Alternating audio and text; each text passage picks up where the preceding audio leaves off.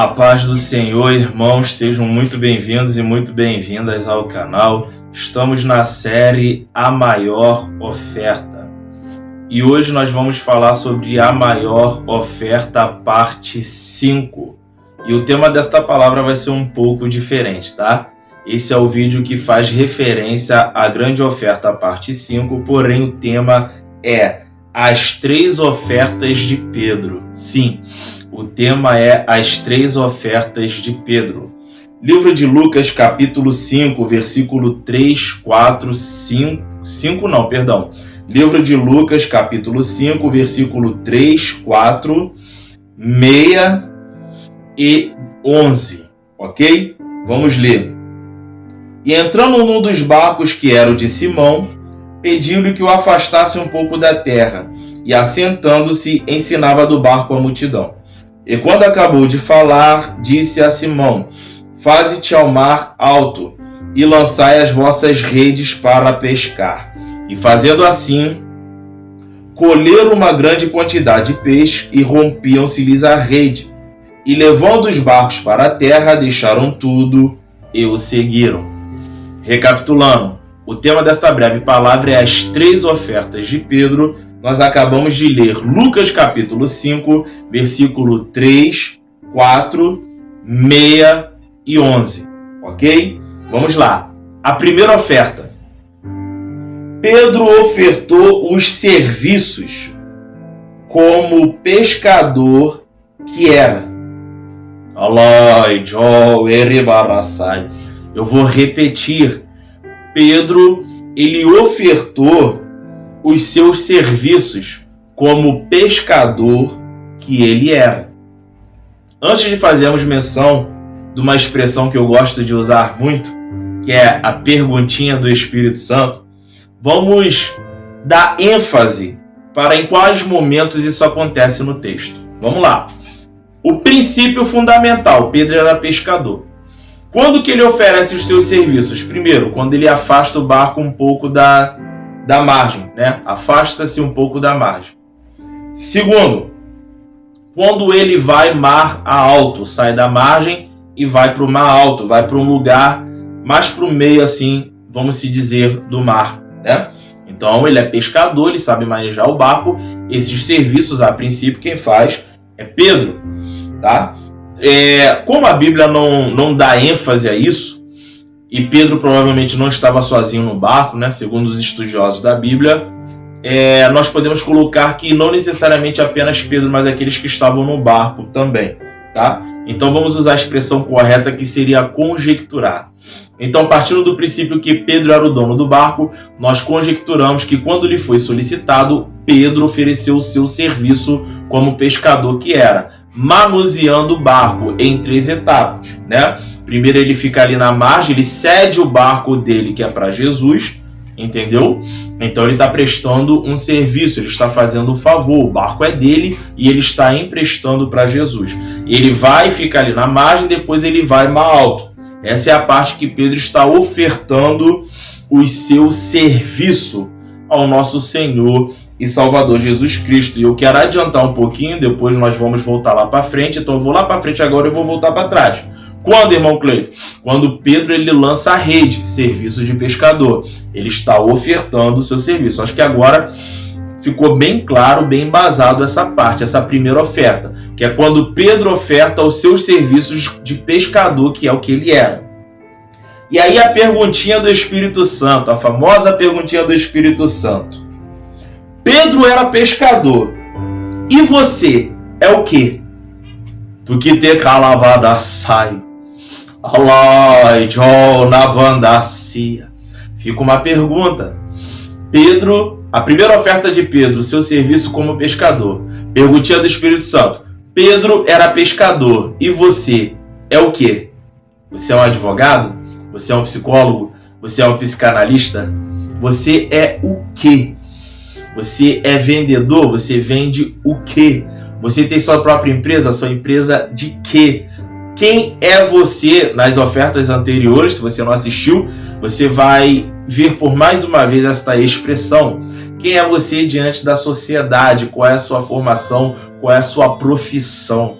Será que você está pronto para ofertar a Jesus? Não estou dizendo que você tem que sair por aí ofertando, mas homens de Deus ouvem a voz de Deus, mulheres de Deus ouvem a voz de Deus. Amém? Vamos lá.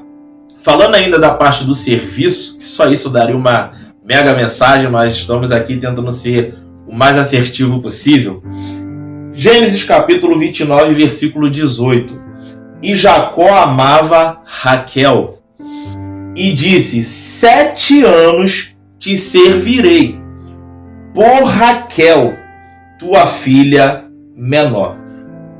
Aqui no caso de Jacó, nós já não estamos falando de trabalho, ok? Mas vou esperar na hora de fazer menção das verdades. Deixa eu repetir o versículo. Gênesis capítulo 29, versículo 18. E Jacó amava Raquel e disse: 7 anos te servirei por Raquel, tua filha menor.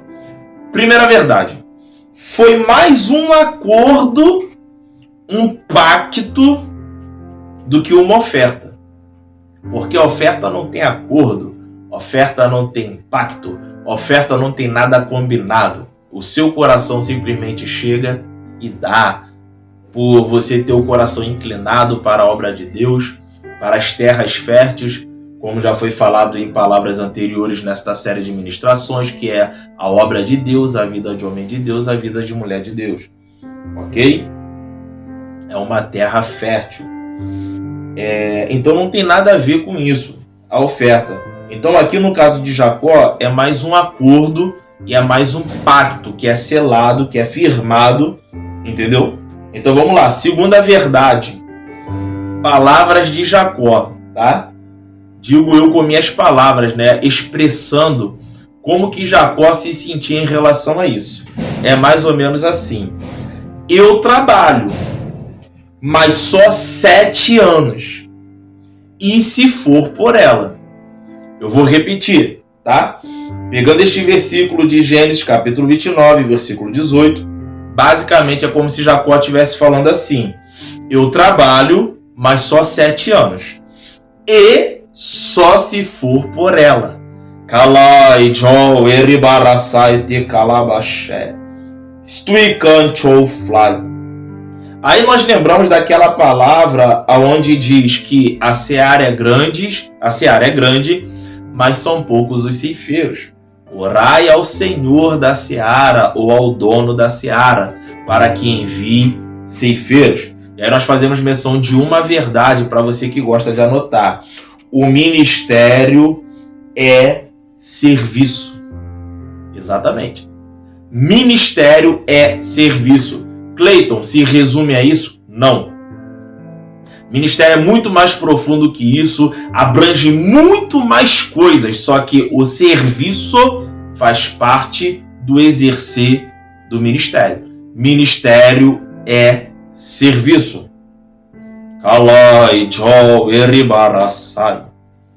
Então quero louvar a Deus pela vida de cada homem, cada mulher de Deus que tem no seu coração o propósito de servir.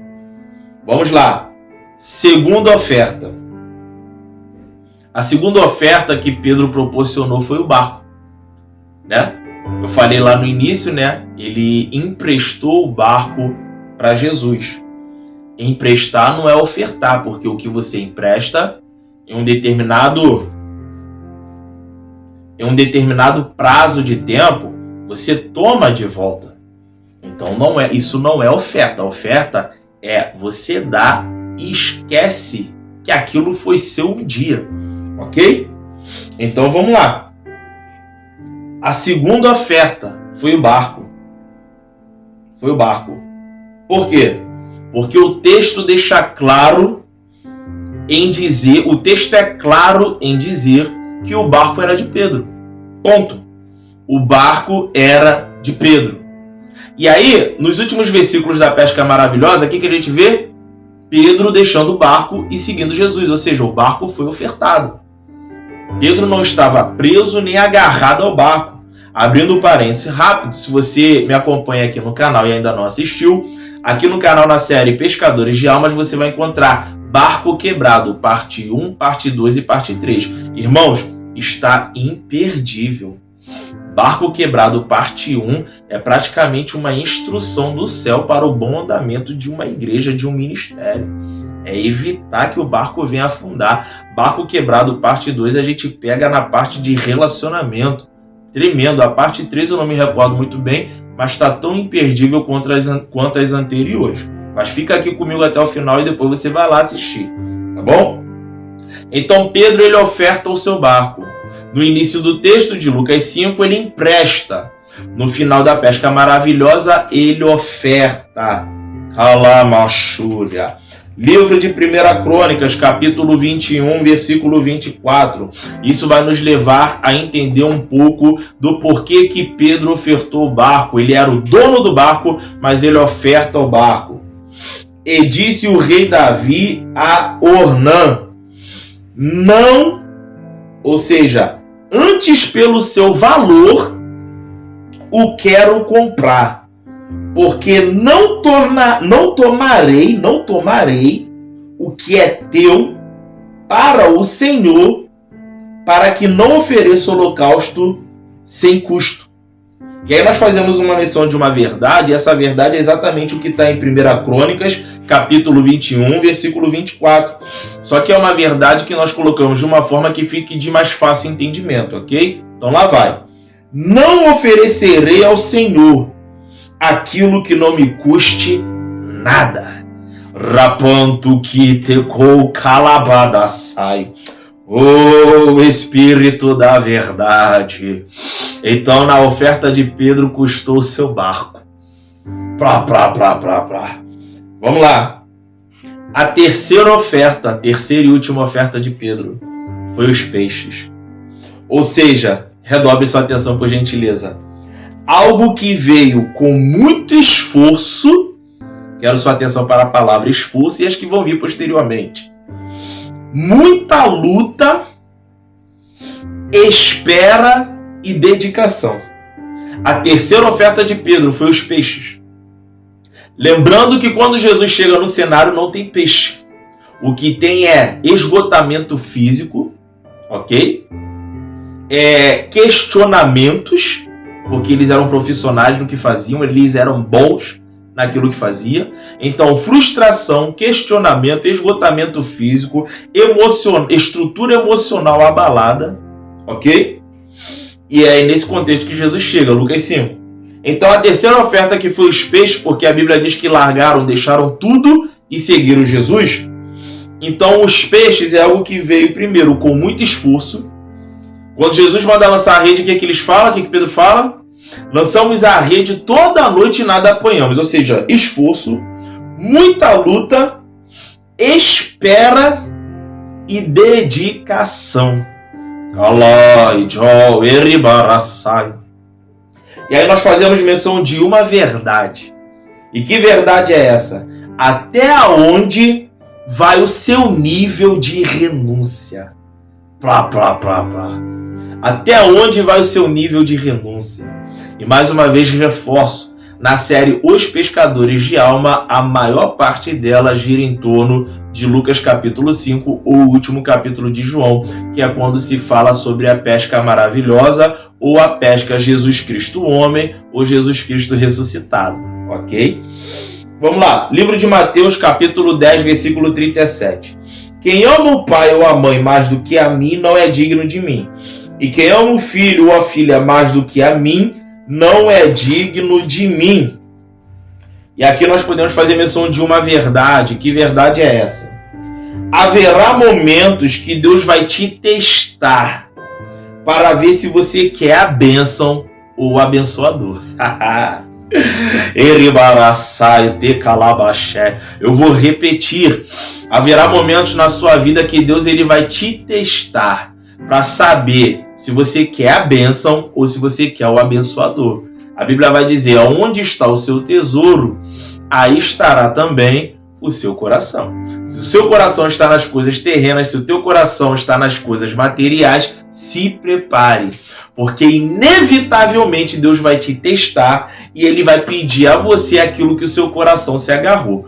Prova, irmão Cleito, na Bíblia, deixa comigo. Livro de Gênesis, capítulo 22. O coração de Abraão está em Isaac. Isaac tomou o espaço de Deus no coração de Isaac. Você conhece a história. Deus pede Isaac a Abraão e Abraão só não tem que sacrificar Isaac porque Deus não aceita sacrifícios humanos. Kalai, Jol, Eribarassai, Tekalabaxé. Então Deus ele vai te testar para ver onde está o seu coração. Quer mais um exemplo? A história ou a parábola do jovem rico. O que Jesus diz para ele? Vende tudo o que você tem e dá aos pobres. Segue-me e terás um tesouro no céu. Ele faz isso? Não faz. Por quê? Porque o coração dele está nos tesouros que ele tinha, naquilo que ele possuía. Ou seja, Deus testou ele. Deus já sabia, Jesus já sabia onde estava o coração dele. Deus queria arrancar do coração dele o espaço que era de Deus. Então toda vez que tiver no seu coração algo que tampe ou ocupe o espaço que é de Deus, Deus ele vai nos testar para que isso possa ser arrancado, e quando não, isso será arrancado. Será arrancado de uma forma, como que eu posso dizer, nada sensível. Será arrancado de uma forma nada agradável. Realmente vai doer muito, porque Deus ele quer de volta o lugar que é dele, na minha e na tua vida. Nada pode ocupar em nossos corações o lugar que é de Deus. Então, se teu coração está em alguma coisa que não é Deus, se tem algo que você está amando, um filho, uma filha, um pai, uma mãe, mais do que a Deus, se prepare para o teste de Deus. É inevitável, isso é um fato concreto, isso é profético e isso é bíblico. Subiergue naiko devasto e deplas na bladastel.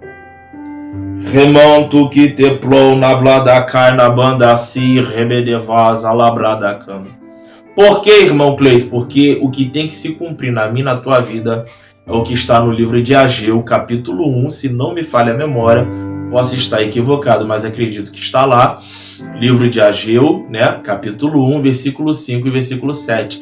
Assim diz, pois, o Senhor Jeová, se não me falha a memória, ou assim te diz o Senhor: aplicai os vossos corações aos vossos caminhos.